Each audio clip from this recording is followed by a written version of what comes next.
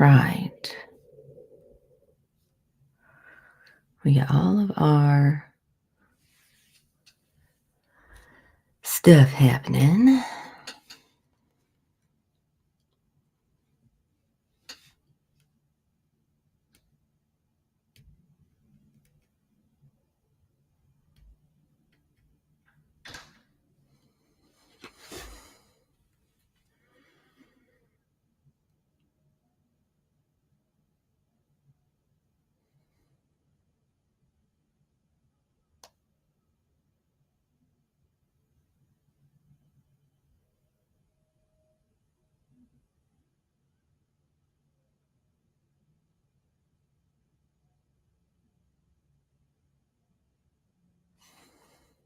Okay.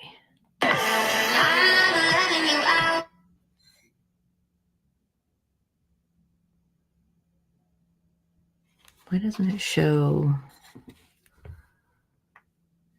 Instagram?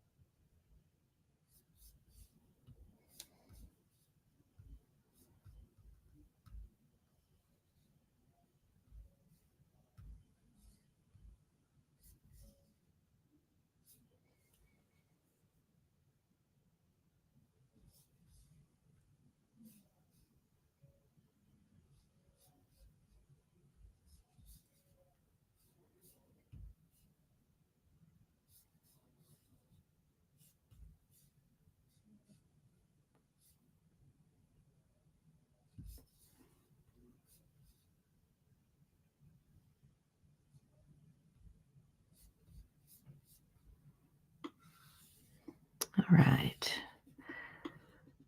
We're live on TikTok.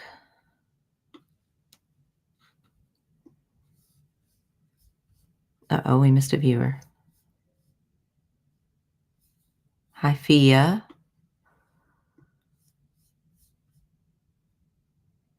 We're live on YouTube. Now let's figure out what's going on with Instagram.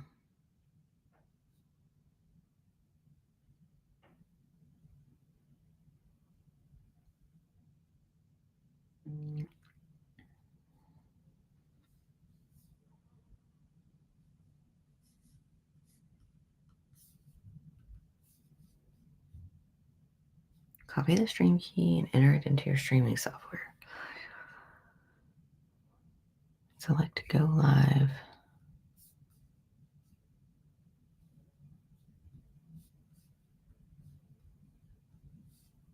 Public. Next. Bear with me. I'm having technical difficulties.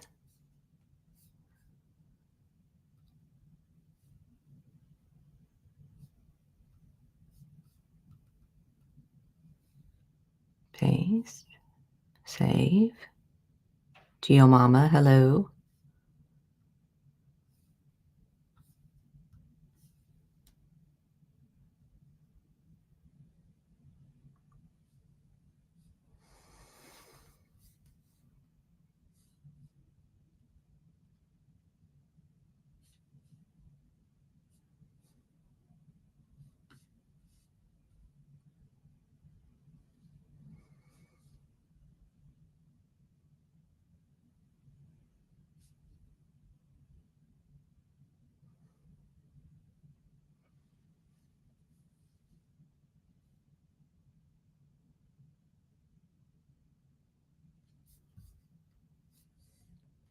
Oh, should I? Oh, there it goes. There it was. Come back. Okay. It just took a minute.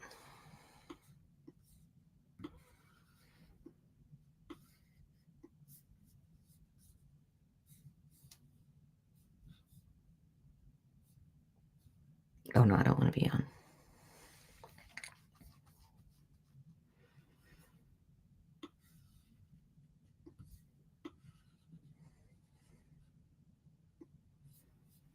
Okay, we got TikTok, we got Instagram, and we got YouTube up, so let's go.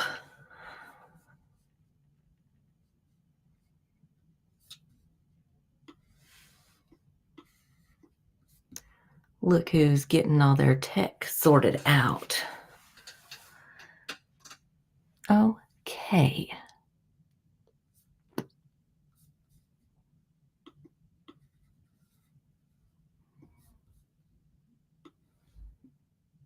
Apologies, I'm getting it together.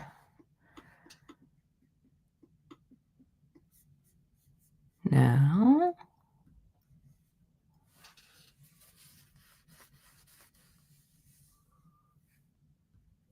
um, that's not what I meant to do.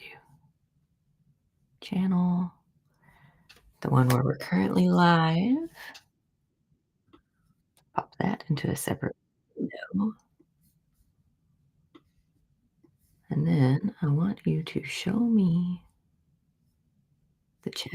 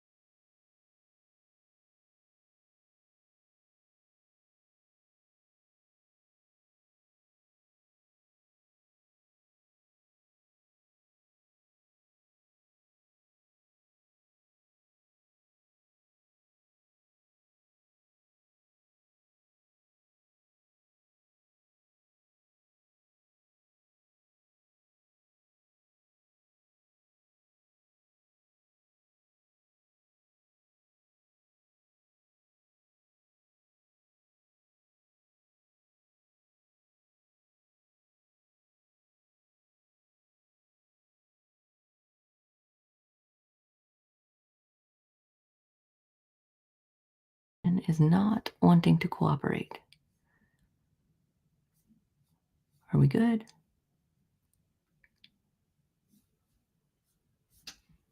Oh no. No, no. Okay.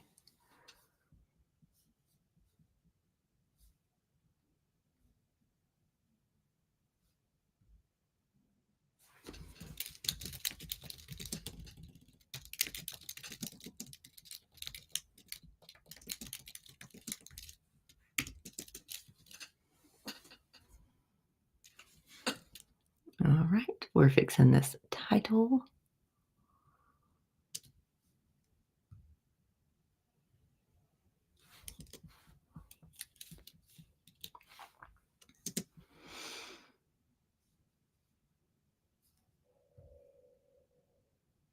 I don't know if you just heard my stomach growl or gurgle, not growl. I'm not hungry.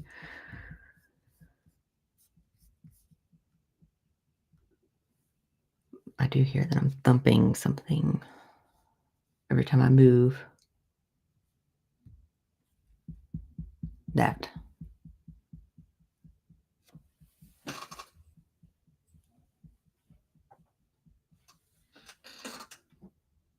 Oh, it's my monitor. I have a really heavy monitor.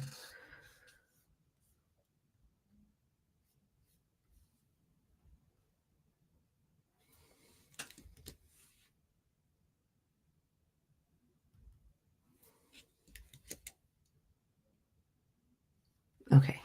So I am going to record a book titled The Courtship of DMHBW. This book was written by Nick Collier. He's one of the authors I work with pretty frequently. I don't know why I said pretty frequently. This is the second book I'm doing for him, and hopefully it leads to more, but we'll see. I'm going to be starting chapter 7 out of 14, And if you want to physically read the book, I hope you wait for the audiobook because I want you to listen to my work. But if you want to read the book, it is on Kindle Unlimited. Again, the name is The Courtship of DM.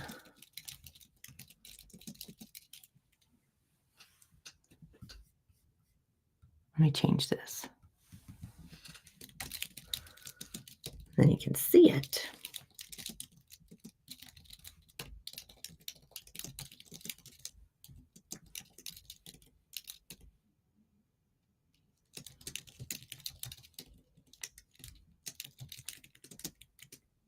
Oh, nope, just kidding. I don't have enough characters available to do it.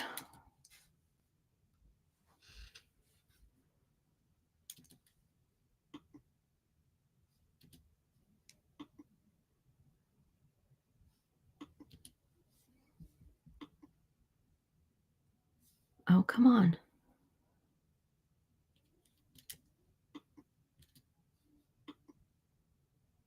There it is.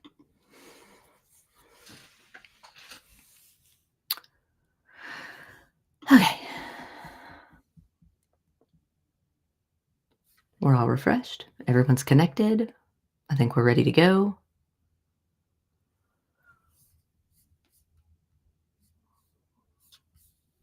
We're going to be doing chapter 7 of The Courtship of DM HVW.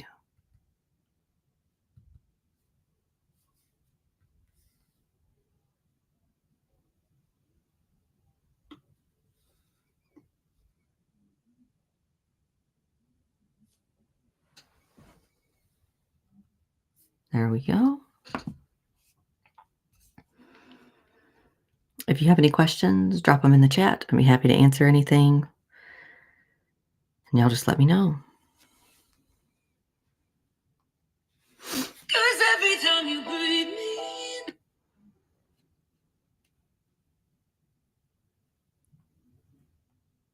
Let me see. I'm going to pin that comment. Then we'll be ready to start recording. Let me see.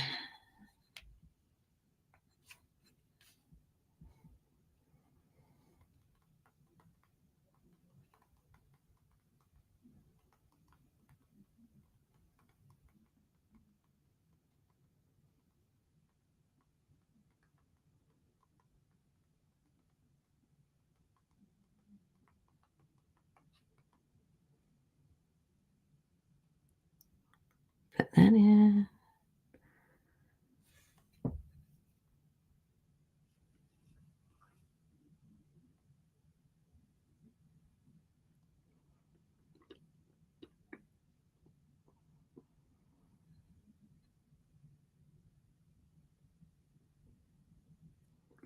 Okay.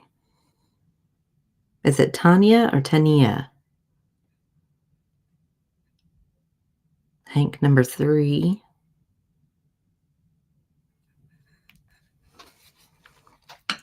I see you.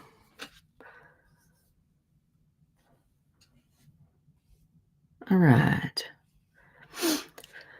We're going to get fresh chapstick.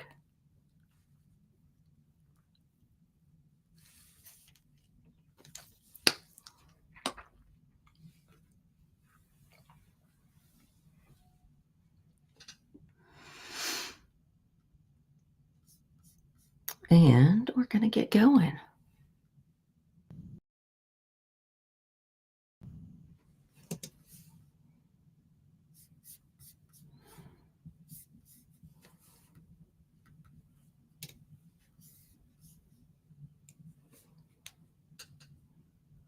Chapter 7, FBI. I lean over and give him a kiss. I look forward to it.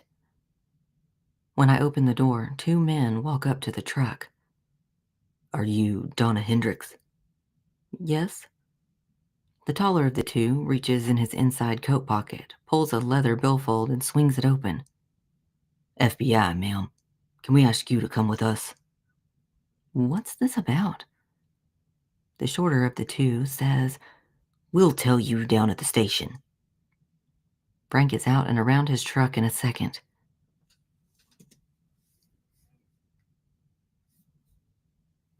The shorter of the two says,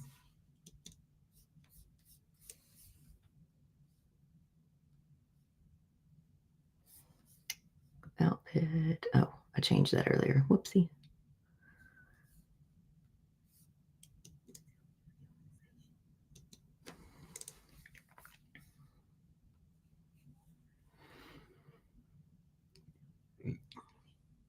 Frank is out and around his truck in a second.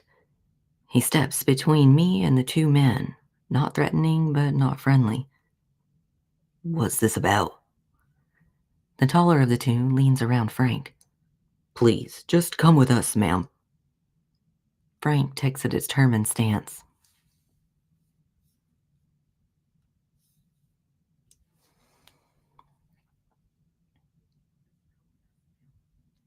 Frank takes a determined stance. "She's staying right here until you tell us what this is about." The man moves back and over half a step to get line of sight to me.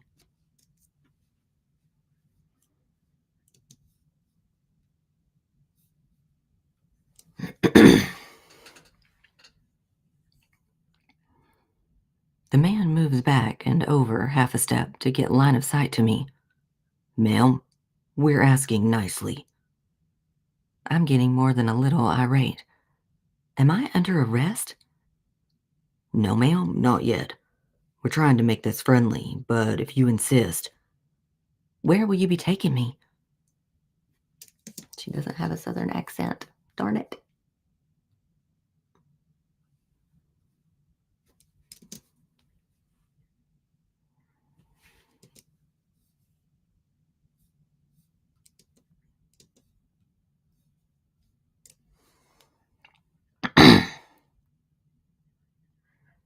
"No, ma'am, not yet.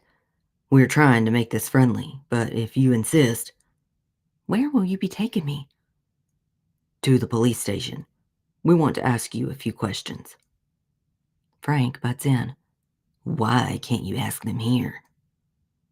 In an obvious practiced maneuver, the short guy moves to the right of Frank. When Frank goes to block him, the tall guy whips out a set of handcuffs, and in half a second, I ran out of breath.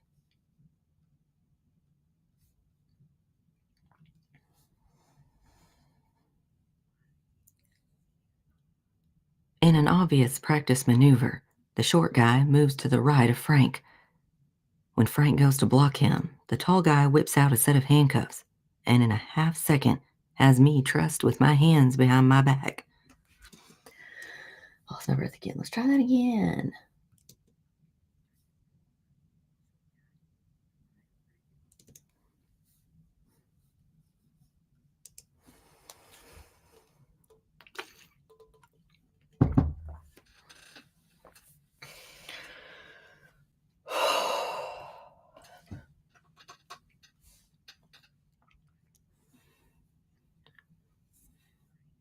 When Frank goes to block him, the tall guy whips out a set of handcuffs, and in half a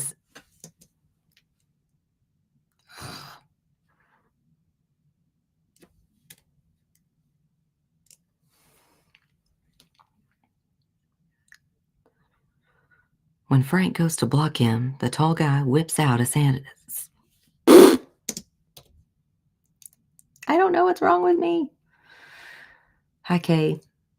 Just watching me struggle through this line. When Frank goes to block him, the tall guy whips out a set of handcuffs and in a half second has me trussed with my hands behind my back. "Now you're under arrest for passing counterfeit money. And you, sir, will also be under arrest for aiding a suspect if you take this one step further." One more thing I like about these times: the cops made an arrest without flashing their guns. No one got hurt. And better yet, no one got killed. In my time, Frank probably would have been dead. "Counterfeit money?" I say. The man walks me toward his car. A $5 bill? Frank yells as the car door is opened and I'm helped in. I'll follow them.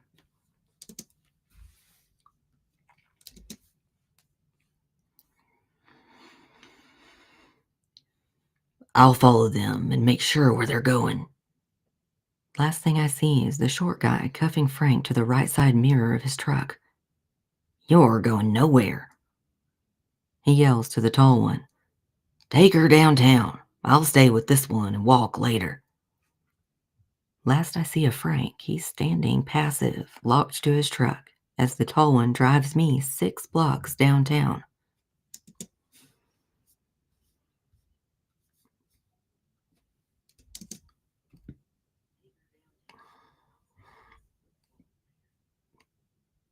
Last I see of Frank, he's standing passive, locked to his truck, as the tall one drives me 6 blocks downtown to the police station without saying a word.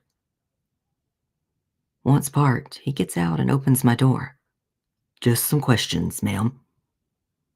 I get out and he escorts me into the station, past the only cop in the station and into a small room with a table and 2 chairs. When I step in, he closes the door that latches with a definite snap of a lock, and I'm left on my own for a minute where I sit and organize my thoughts. A moment later,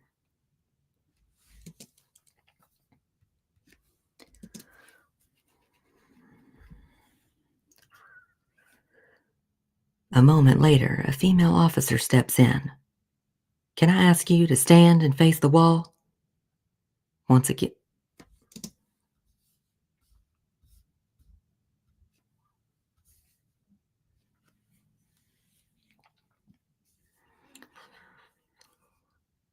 once against the wall, without saying another word, she removes my handcuffs, pats me all over, then inspects the contents of my purse.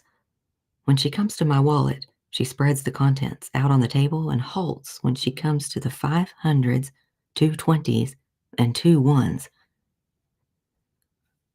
She leaves the few hundred I held back from investing in 1948 money in my wallet. She carefully inspects the money, then neatly lays it on the table in front of me. Credit cards are next, then driver's license, social security card, I almost just said AAA card instead of AAA.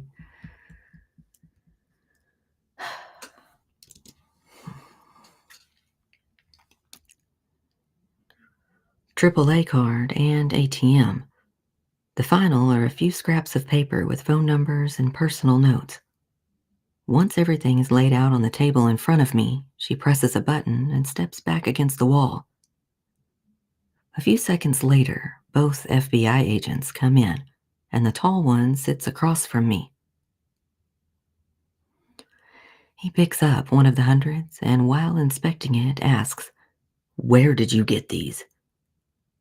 I lean forward in my chair. First,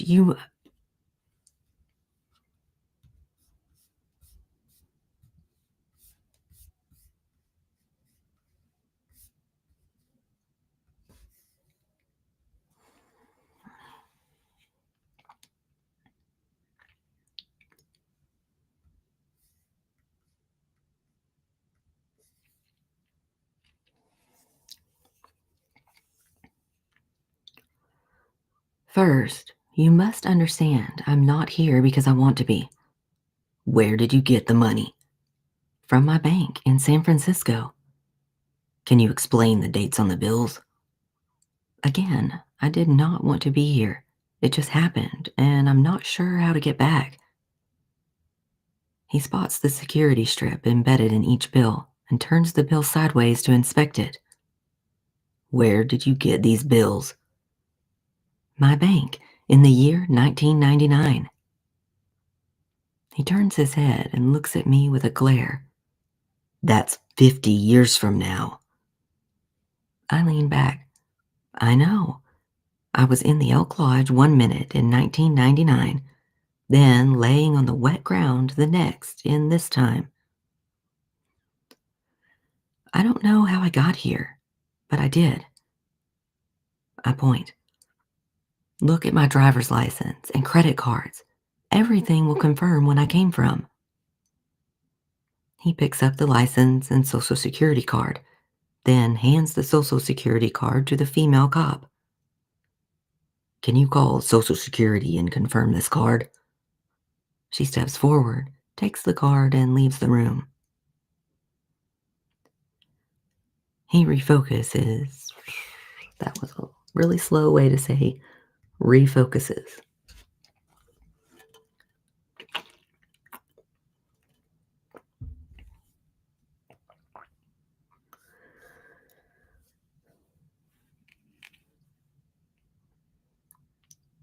He refocuses his attention on me.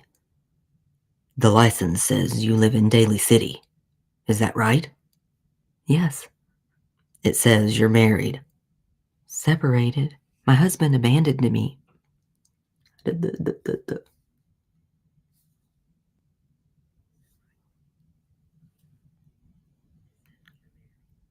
Separated. My husband abandoned me for some bimbo. It also says you were born in 1956. Yes, I'm 43. He picks up my Macy's card. What are these? Credit cards. In my time, you can pay for things with one of these cards and pay the bill later. Convenient. Too convenient. So, you claim to come from the future. How did you get here? As I said, I don't know. No, how did you get from Elk to Fort Bragg? It's a long story. He gives me a patient smile. We have time. I start in at the bookstore in San Francisco and tell him every detail all the way to the grocery store.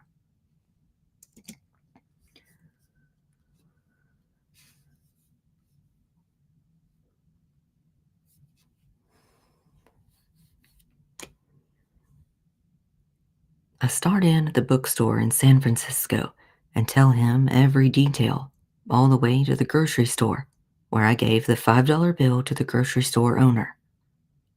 I'm assuming that's where they found out I existed. With my license still in hand, he asks, "We have 3 missing days where we couldn't find you." Frank took me in. I was at his ranch north of town. We went to his ranch and no one was there. We were out mending fences one day. Maybe that's when you came by. His plane was missing. He took me out sightseeing. Missing for 2 days.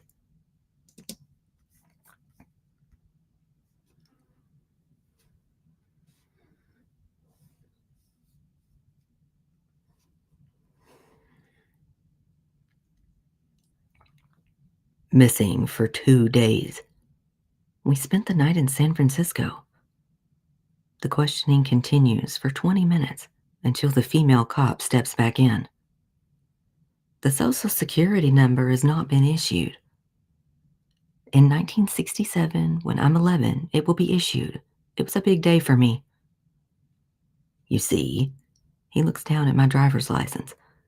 Mrs. Hendricks, you have all of these documents, but no proof to back up your story. Sir, it is not a story, but a fact. I'm here because of some quirk of nature. If I'd planned some kind of hoax to pass fake money, don't you think I would make my bills more like current money? He gives me a sheepish look. Your point is not lost with me. Then why am I being held? The powers that be are curious. They want you to stay with us until they can send someone from Washington to check it out. I smile. Stay with you? Like put me up in a hotel? Well, no. Stay here under arrest.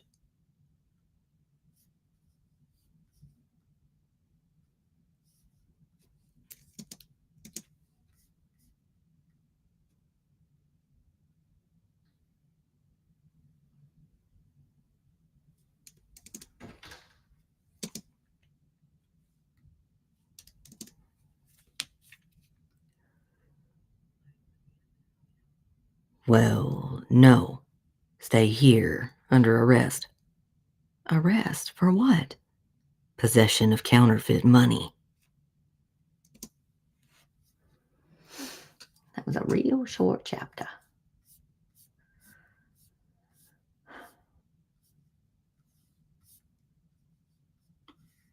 All right, that was chapter 8.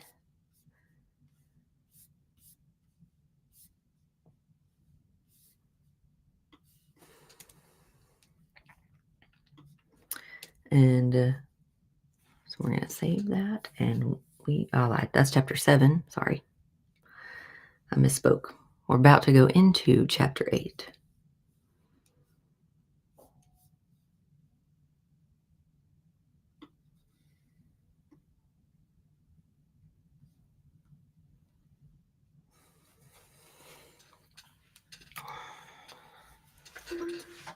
All right.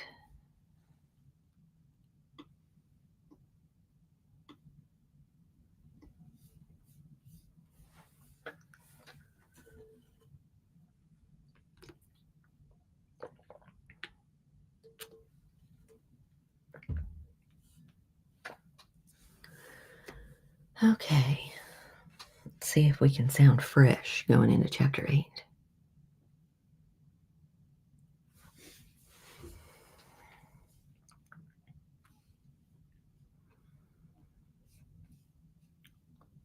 Okay.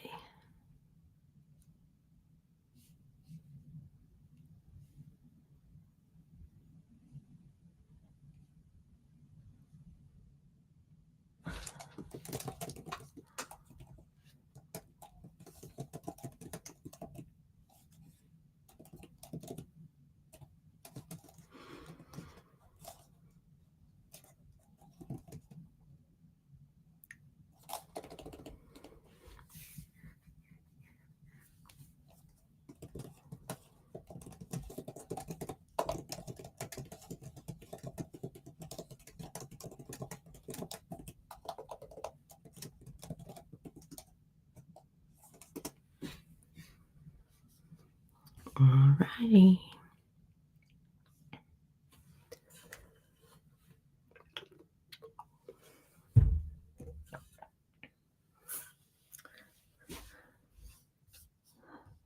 Okay.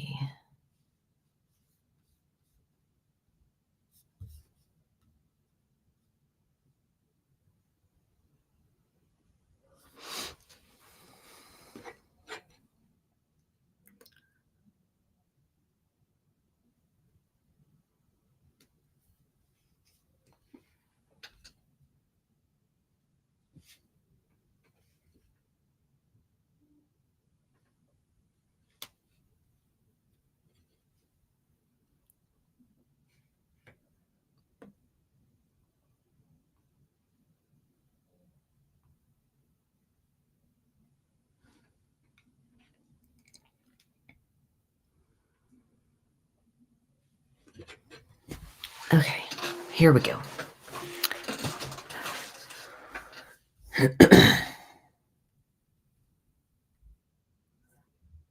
Chapter 8. Retrieval. Heaven's sakes!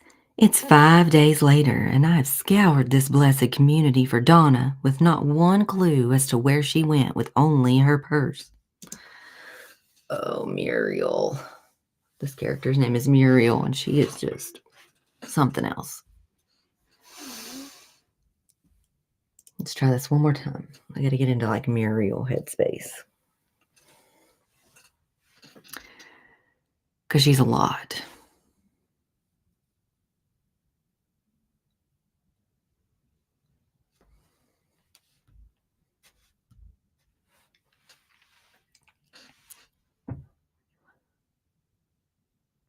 Heaven's sakes!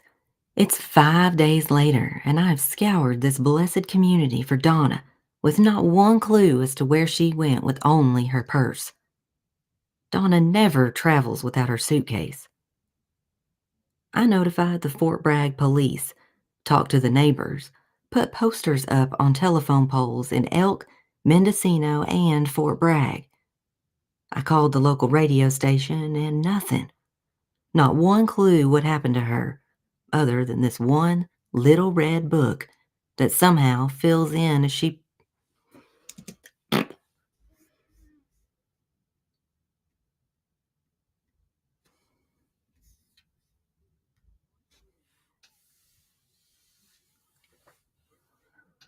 That somehow fills in as the present unfolds.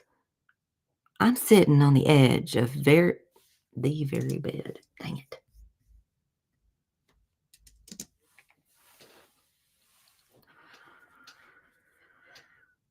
I'm sitting on the edge.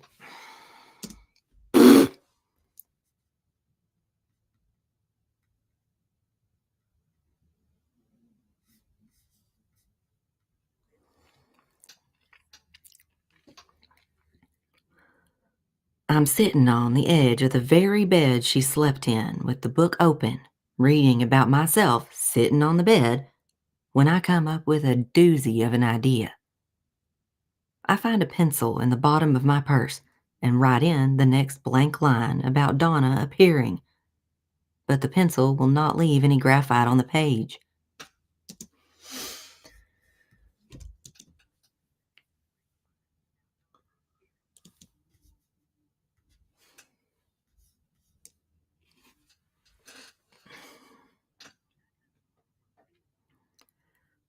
I find a pencil in the bottom of my purse and write in the next blank line about Donna appearing, but the pencil will not leave any graphite on the page. I look for a pen and can't find one. Then remember the front desk has a whole jar of them. I put my finger in the book to hold the page, then step through the door, down the stairs, and through the dank bookstore. Oh, my chair creaked.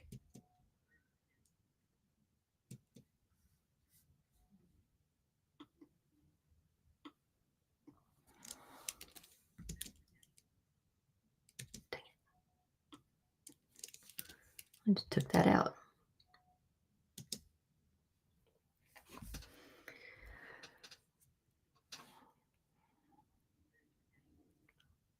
I open the door of the front desk, and the little bell overhead tinkles. That strange Ichabod Crane of a man peeks his head in.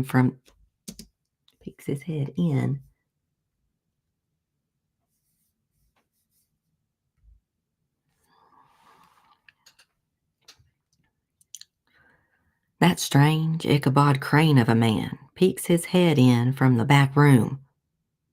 "May I help you, Mrs. Cassandra?" I point at the pen jar. "Need a pen." He gives me a creepy smile as I grab the pen and go back outside. I hurry along the flagstone, back into the bookstore, up the stairs, and back in the safety of my room.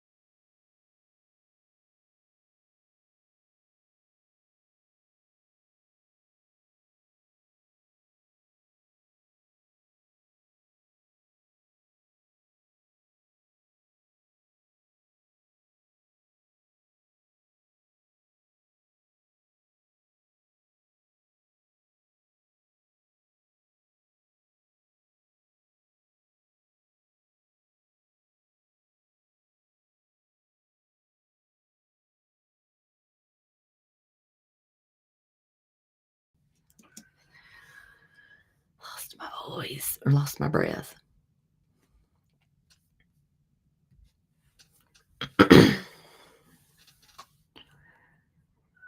I am forced to call a cab and wait a half hour for one to drive all the way from Fort Bragg. In another half hour, with the cabbie talking incessantly the whole way, I'm standing in line in the local drugstore with a fistful of every variety of pen I can find. Goofed that one too. Muriel is long-winded, man.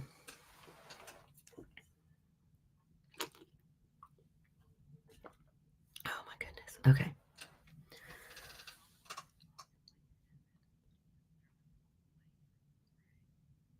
In another half hour, with the cabbie talking incessantly the whole way, I'm standing in line in the local drugstore with a fist full of every variety of pen I can find. The young woman at the counter, with her nose piercing and several tattoos, looks at me with my fist full of pens. She pops her gum, then asks, "What's you doing with all the pens and no paper?" "Never you mind."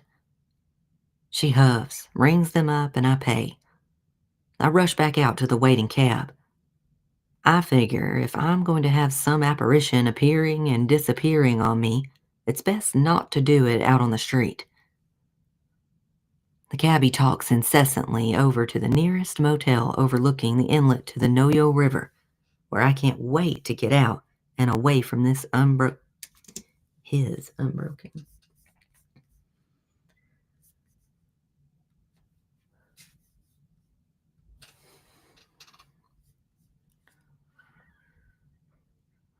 Where I can't wait to get out and away from his unbroken line of verbiage.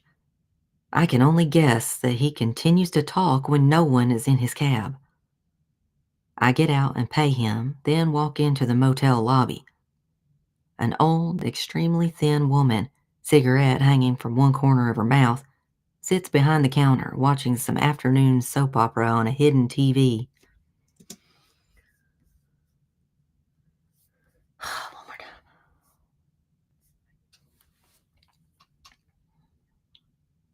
An old, extremely thin woman, cigarette hanging from one corner of her mouth, sits behind the counter watching some afternoon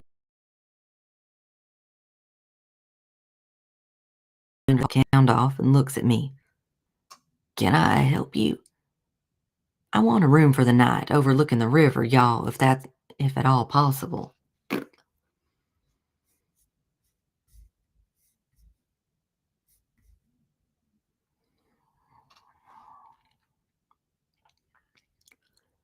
"I want a room for the night overlooking the river, y'all, if at all possible."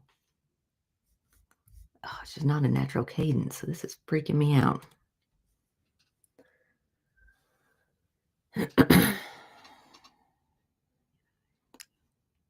"I want a room for the night overlooking the river, y'all, if at all possible." She starts into her well-practiced spiel about rooms and cost. "Heaven's sakes, just give me a room. I don't care about the cost." She huffs. Her next movements are so well practiced, like it's some form of ballet. She slides sideways on her office chair, types in a few keystrokes on a keyboard, then asks, "Name?" While she's doing that, I dig for my identification, knowing she's going to ask anyhow. I hand her my driver's license and a credit card. She takes the cards and concentrates on the keyboard, pressing each key one at a time.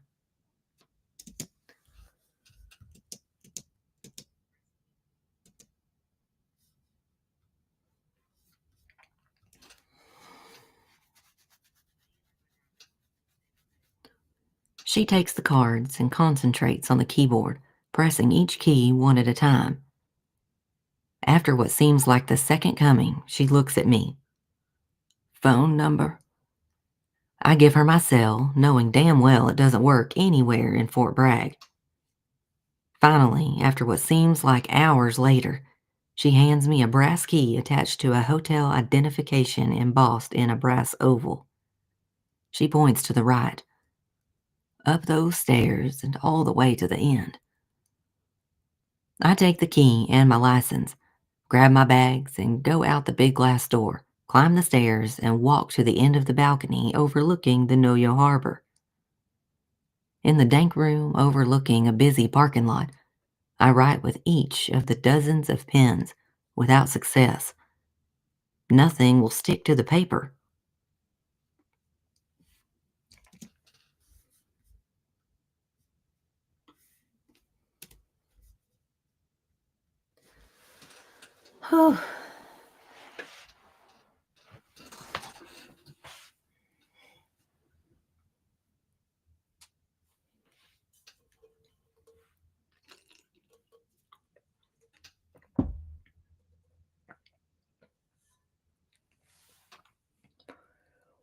The FBI agent. The FBI agent. That's the next character, POV. FBI agent. When I arrested her, really, it was way out on the edges of my parameters, but I was told to detain her, and so the trumped up counterfeit charge was the first thing I could come up with. I think that'll work.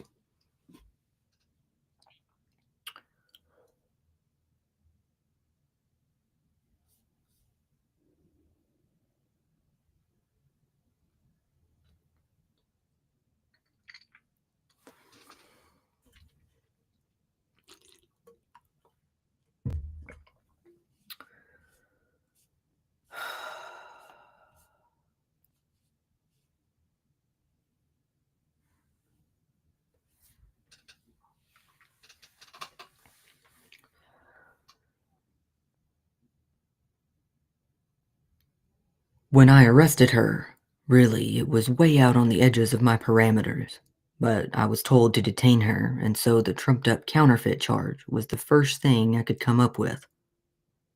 We looked for her for a few days to no avail. As we were about to give up, and I take that.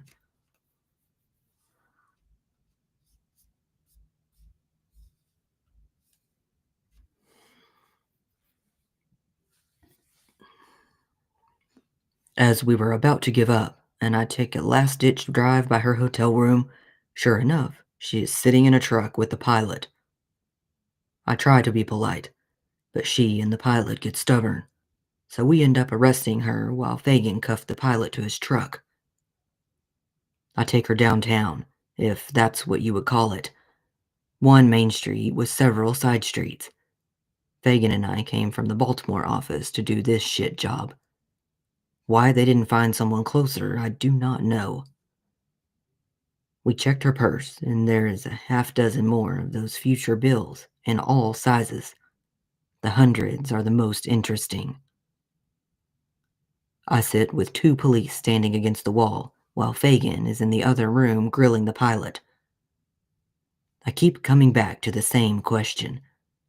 Where did she get the money? Her answer is always the same, but I have another 5 hours of interrogation before my shift is over. I'm sure somewhere in there she'll slip up. I pick up her driver's license and start to ask one more question about the time discrepancy. The moment I open my mouth to speak, she blinks out. I mean, she disappears from the room. I jump to my feet and look at the two cops. Did you see that? The good-looking female sergeant almost yells. I saw it. The young deputy says, What happened?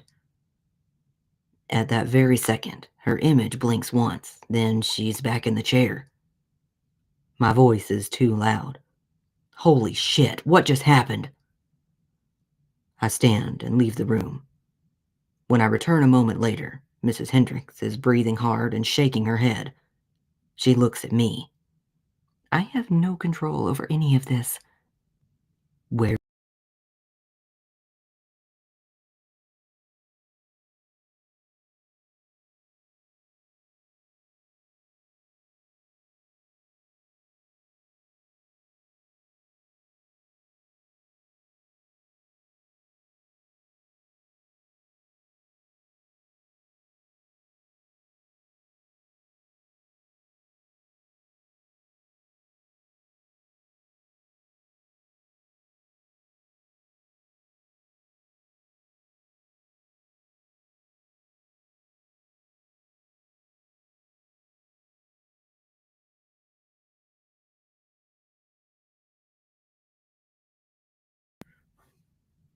I sit back in my chair.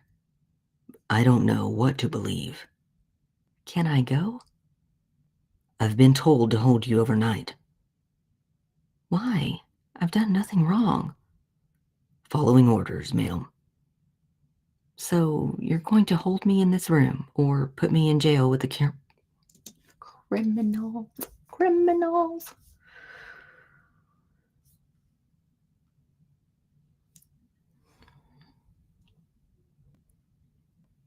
So, you're going to hold me in this room or put me in jail with the criminals? I stand. Give me a few minutes to figure things out.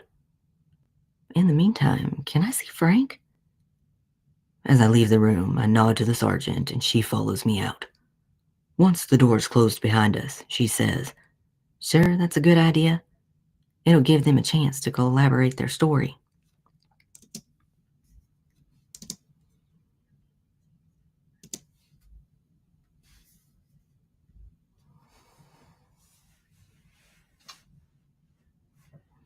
It'll give them a chance to collaborate their story. I think we have the story, as weird as it is. Check with Fagan.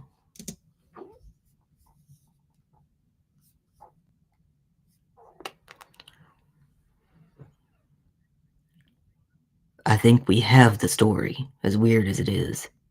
Check with Fagan, and I'll bet there are no discrepancies. If not, go ahead and let him in her room. You got a wire recorder? That must be fancy FBI equipment, because I've never heard of wire recorders. What's it do? Records every word exactly as it's spoken. She shakes her head. Will wonders ever cease? Where are you going? Do you have the manpower to put a guard at her door overnight so we can let her stay in her hotel room? Barely. This is a small town. If something happens during the night, I can't say we won't pull him. Do things happen in this town? Not often. That's what I thought. Let the pilot in with her.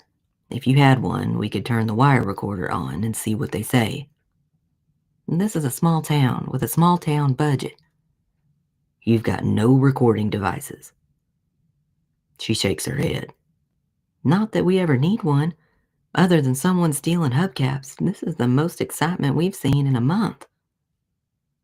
I smile and turn toward the captain's office.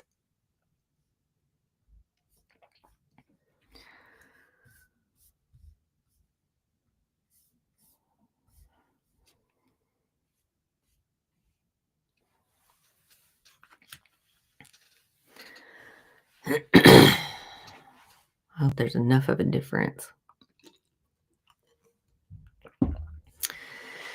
between the FBI agent and Frank.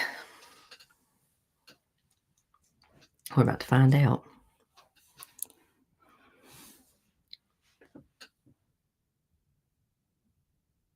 The short agent has me trussed to my truck door as the tall one hauls Donna off. I sit on my seat with my arm hanging from the top of the door. Now what? Now we wait for backup. Then we take you in for questioning. Questioning? What have I done? We need some answers, and since you've been closest to her for several days, you may be able to shed light on this whole matter.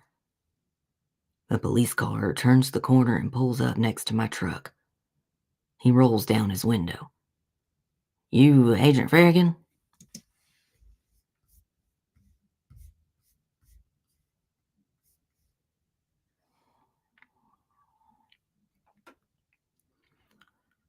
You Agent Fagan?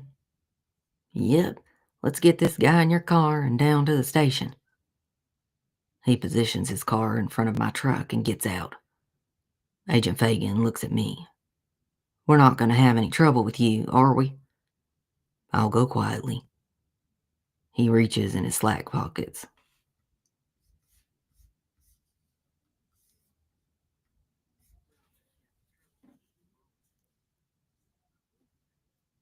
He reaches in his slacks pockets and retrieves the key.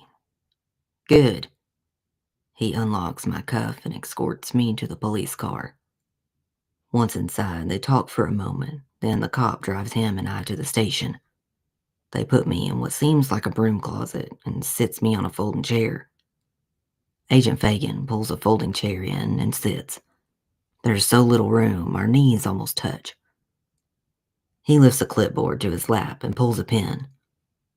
Now, tell me what you know, starting with the moment you met Mrs. He refers to the board. Hendricks.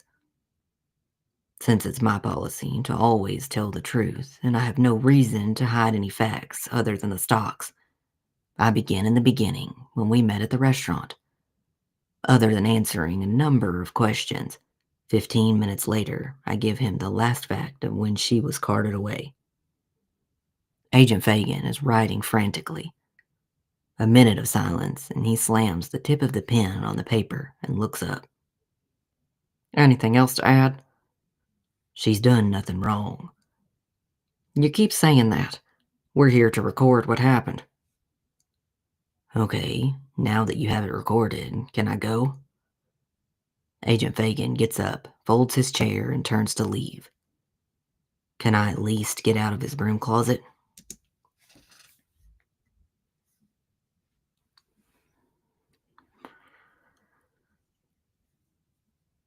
Can I at least get out of this broom closet? He turns and smiles. I'll see what I can do.